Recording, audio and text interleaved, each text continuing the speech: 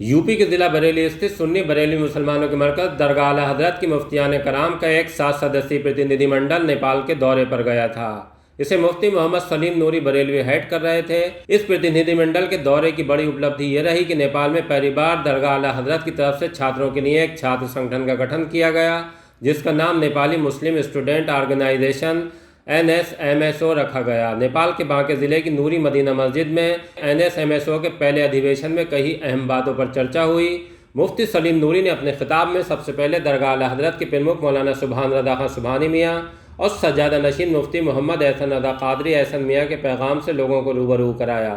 उसके बाद अपनी तकरीर में कहा कि सिमी जैसे संगठनों ने छात्रों और दीगर नौजवानों के भविष्य को बर्बाद कर दिया, लिहाजा अब नेपाल के स्कूलों, कॉलेजों, विश्वविद्यालयों और आधुनिक संस्थानों में पढ़ने वाले सुन्नी मुस्लिम छात्र NSMSO से जुड़कर अपने साथ देश की मजबूती के लिए भी काम करें, गुमराह होने से बचें और मसलक के आला हज़रत को फ़रोग़ दें। पूरी की पूरी मेरी तालीम, पूरी की पूरी तालीम, खालिस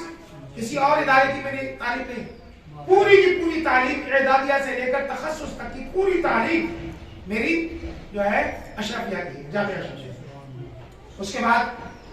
अलीगढ़ मुस्लिम यूनिवर्सिटी, फिर बरेली कॉलेज, रोहिलखंड यूनिवर्सिटी, फिर मरकज़ अहले सुन्नत बरेली शरीफ। तो बड़े बड़ी जगहों पर बड़ी बड़ी हस्तियों के साथ रहना हुआ, उनके साथ दुनिया को समझने का मौका मिला। तो अलीगढ़ में जब हम लोग थे तो हमारे जाने से बहुत पहले अलीगढ़ की सरजमीन पर उस यूनिवर्सिटी में सलाम पढ़ना ऐसा था कि जैसे कि इन तबलीगियों को, जमात इस्लामी वालों को गाली किसी ने दे दी हो, ऐसा उनके दिल पर जो है वो जाकर के लगता था ये सलाम। और इतनी बुरी हालत थी कि अगर कोई सुन्नी तालिब इल्म कोशिश करके, मेहनत करके और हिम्मत करके सलाम पढ़ने की कोशिश करता था तो जूते और चप्पल ये फेंकते थे। और उस वक्त जो सबसे ज्यादा वर्चस्व था वहां पर,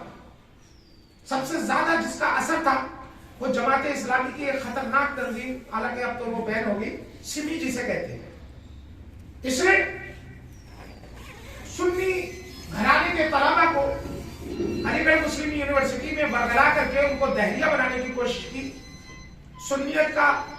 जो मवाद था, सुन्नियत की जो उनकी आइडियोलॉजी थी, उसको खत्म करने के लिए हर चंद कोशिश। इससे मुकाबला करने के लिए 1977 में सुन्नियों ने